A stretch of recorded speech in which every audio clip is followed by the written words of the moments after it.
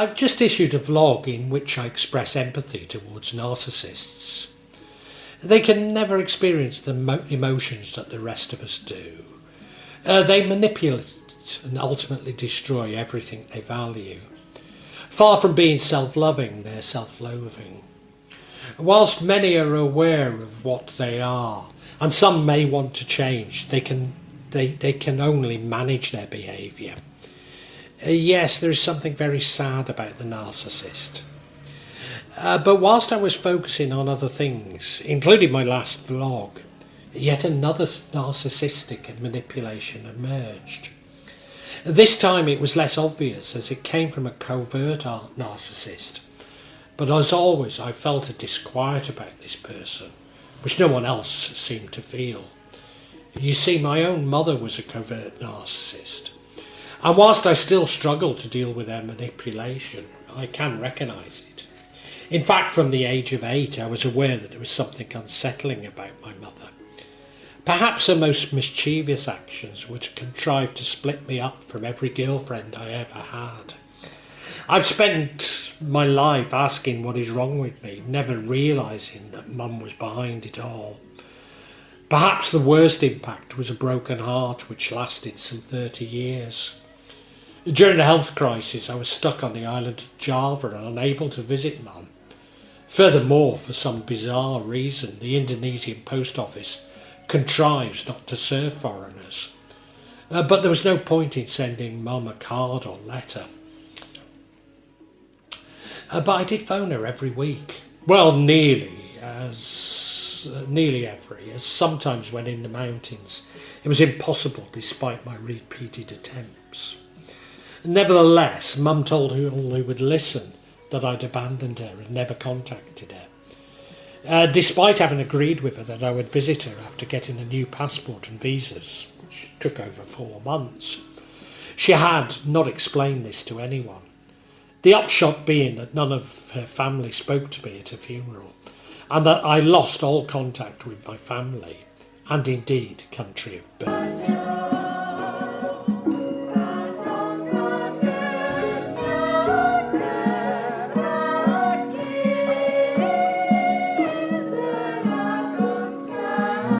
A covert narcissist does not display a sense of self-importance, often associated with the narcissist. They may deal with insecurity and low self-esteem. Indeed, they may display shyness and introversion, self-consciousness, insecurity, defensiveness, sensitivity to what others think about them. Typical phrases a covert narcissist might use include, "I don't know what you're talking about. You're being too sensitive and dramatic. You're lucky I'm so kind and patient with you. Can't you be bothered? Can't you bother someone else with this? I'm doing some important things and can't be bothered with your thoughts and feelings. You probably forgot. You always misunderstand what I say. Why aren't you paying more attention to me?" Signs of a covert narcissistic parent might include constant disappointments. If the parent expresses consistent disappointment, no matter the child's achievement. Physical absence. A covert narcissist may not be interested in being physically present for the child. For example, birthdays, holidays and graduations may appear entirely unimportant to them. Emotional absence. If a covert narcissistic parent is physically present, they may not be emotionally present. They may often ignore their child by limiting communication. Comparing a child to others, a covert narcissist parents may routinely state that a child lacks worth if they're not successful, smart, strong, athletic, or wealthy as others, something I know only too well. Anger when children need attention. Because of ensuring a self-centeredness, a covert narcissist will become annoyed or irritated when the child needs time and attention, even for serious medical matters. Exploiting children for personal gain, a covert narcissist will find ways to benefit from their child, whether financially, at work or in relationships. Their child essentially becomes a bargaining tool.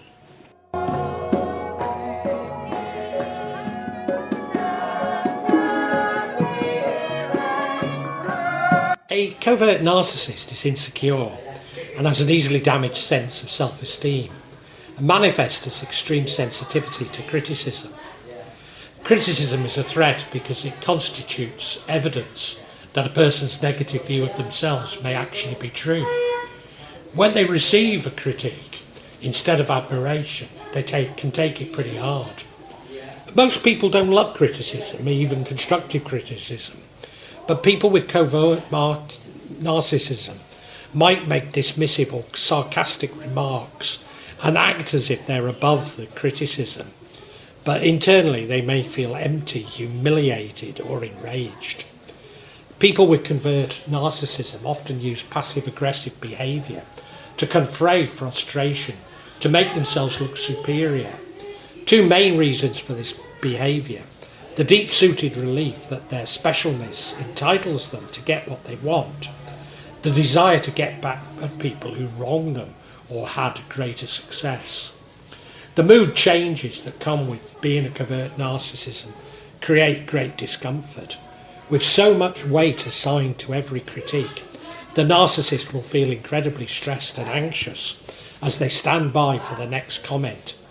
This stress commonly builds towards narcissistic rage and aggression, resulting in one exploding on others or harming themselves when met with negative feedback. Passive-aggressive behaviour may involve sabotaging someone's work or friendships, teasing or mocking remarks framed as jokes, silent treatment, subtle blame shifting that makes others feel bad or question what really happened, procrastinating on tasks they considered beneath them. People with covert narcissism have to spend a lot of time making sure they don't feel bad feelings, that they don't feel imperfect or ashamed or limited or small. People with covert narcissism often rely on others to build up their self-esteem.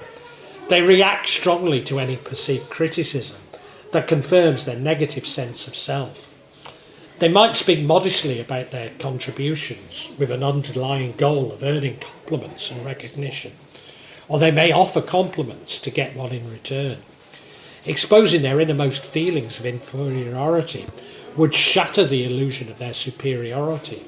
Avoiding social interactions helps lower the chances of exposure. People with covert narcissism may also avoid social situations or relationships that lack clear benefits. They simultaneously feel superior and tend to distrust others. People with covert narcissism generally spend more time thinking about their abilities and achievements than talking about them. They might seem smug or have an "I'll show you" attitude.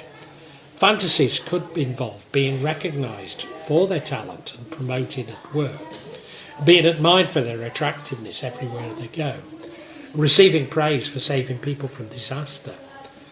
Covert narcissism involves a higher risk of co-occurring depression and anxiety than other types of narcissism. There are two main reasons for this. Fear of failure may contribute to anxiety. Frustration over idealised expectations not matching up with real life, and inability to get needed appreciation from others can trigger feelings of resentment and depression.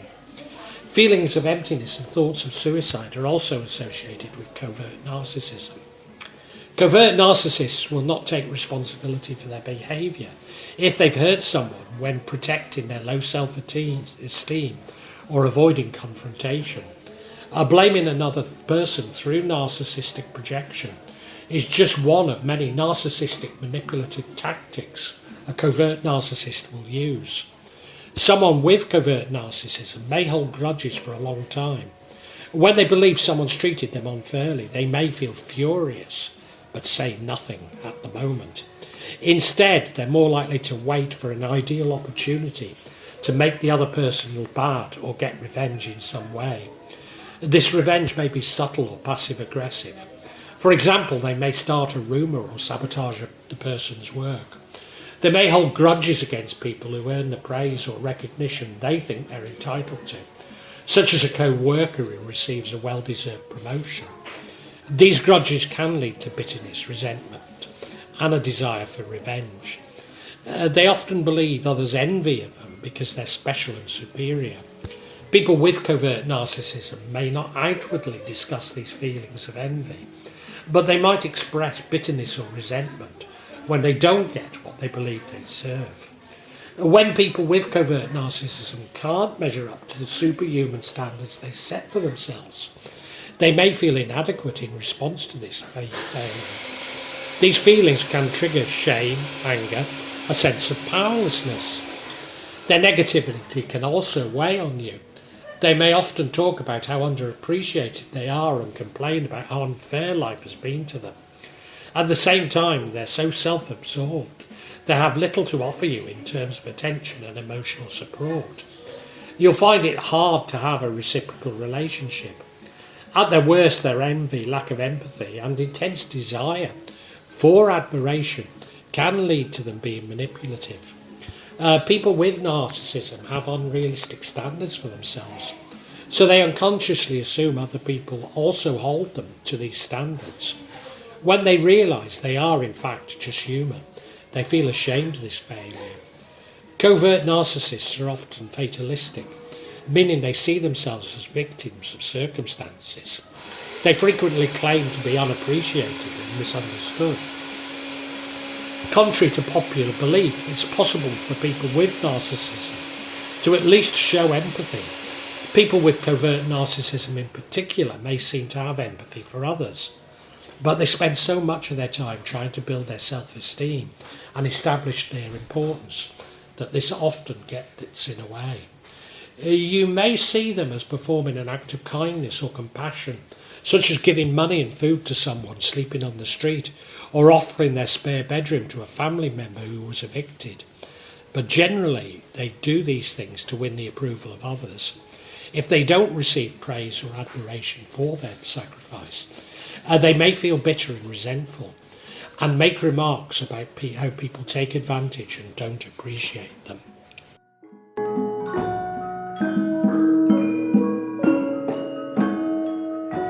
As I mentioned, during a health crisis, I was unable to visit my mother for some 3 years.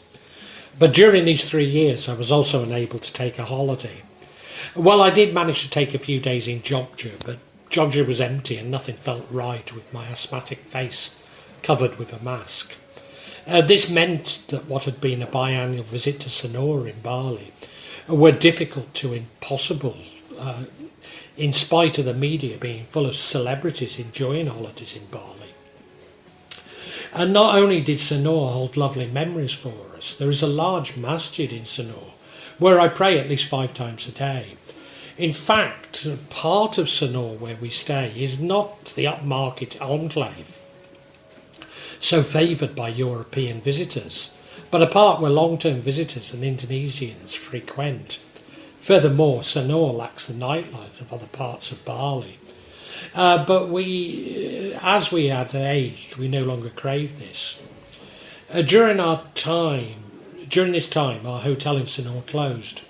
It subsequently reopened under Russian ownership, and prices have increased by 500%. Although we loved this hotel, it was there that I really proposed to my wife. However, much better it may now be. It will not be worth 5 times what we used to pay. As the world began to open back from the health crisis, with Indonesia being amongst the last, it was cheaper and easier to visit Thailand. Thus we went as a family to Bangkok twice. But eventually we returned to Sonora. Initially we booked a room in a hotel we'd stayed in previously, but there was a mix-up over payments. You see, as a foreigner in Indonesia, I'm not allowed a credit card. And whilst I have a British credit card, I cannot use it online, as it's validated with a text message, which can only be sent to UK numbers. Thus we booked another, but on arrival my wife did not feel comfortable. Fortunately, the staff at the bar we regularly go to in Sonora came to the rescue and got us a room at a small hotel almost opposite the one we used to visit. We'd always known about this hotel and knew that it was cheap, but had felt that we needed a little more comfort. For example, it lacked a restaurant. However, we found it to be not only inexpensive but very relaxing, especially its beautiful gardens. Indeed, we liked it so much we booked for a month the following year. I said it was cheap. Nevertheless, during the first visit I had many sleepless nights, worried sick that mine and my parents' life savings appeared to be trapped in this dystopian catch-22 in the UK. During the second visit, I was still struggling to access my inheritance from what I believed to be a narcissistic lawyer. Following the first visit, I developed bad asthma and was bedridden for the next 2 months. Whilst on the first night of our month's visit, I had a heart attack in the bar we use. Parcano insisted this heart attack was caused by being possessed by a Hindu king, and his wives and concubines had caused problems for my wife. My wife had always felt the hotel might be the cause of my problems, but I was frankly shocked. I still struggle to rationalise why I feel so at peace despite being tormented by my life's issues when at this hotel. Furthermore, this incident erupted the day we paid for our neighbour's overhanging tree to be trimmed, as a result the workman claimed to have been possessed that evening. Away from the paranormal, I still feel the flight to Bali contributed towards my heart attack. Thus, not flying around my birthday might actually be a useful precaution.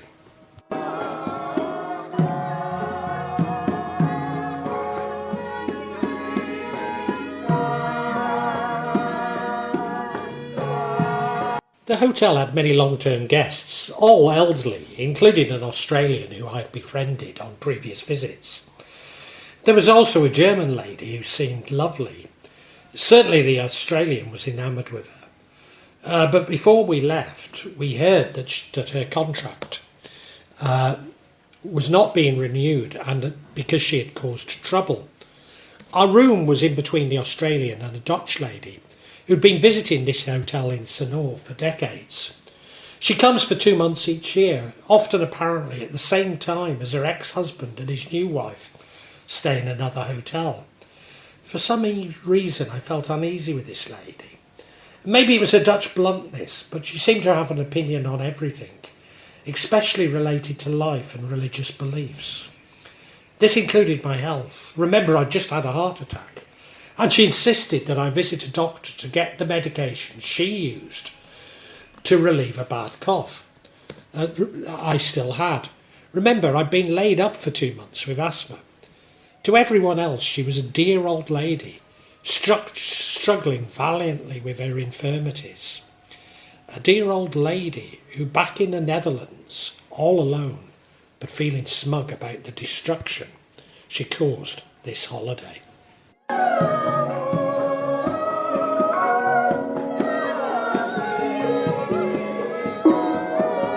This year we attempted to rebook the hotel for my birthday, but was told there'd been many complaints about my coughing, and like the German lady, we were banned. Immediately I knew what had happened and who was behind it. She had been at the hotel for a further month after we'd left and had plenty of time to gossip, planting the bullets for others to fire. Of course, I know from experience that there is nothing I can do except maybe issue this vlog. Whilst I could find an alternative in Sanor, even in a part of Sanor where we stay, I won't bother to rush things and will return to Jogja around my birthday. We will revisit Sanor and use an alternative hotel, probably paying significantly more. I don't know if we will ever meet. I doubt if we will ever meet this lady again. But we will see our friends in the bar and maybe even visit the hotel. Really interacting with someone with covert narcissism can be challenging. Someone with a close friend or family member with covert narcissism may find this individual's narcissistic behaviour affects their mental health. In these cases, a person may benefit from setting some boundaries, although from personal experience I know these get trampled all over. The person could limit their interactions with a friend or family member with narcissism so that they only see them on specific days or for certain periods. They may also want to limit the amount of personal data they share with them. If someone experiences abuse or trauma due to a relationship with a person who has narcissism, they may need to cease contact with them entirely, as is recommended with all narcissists. But maybe I should learn from my past vlog. The Dutch lady, like my mother, will die lonely, ill-prepared to make a faker, even fearful of it. Whereas I may not have long myself, but will be surrounded by my loving family, and rather looking forward to meeting Allah. Now, if my discomfort over my birthday has given her just 1 ounce of happiness, then why should I begrudge it her?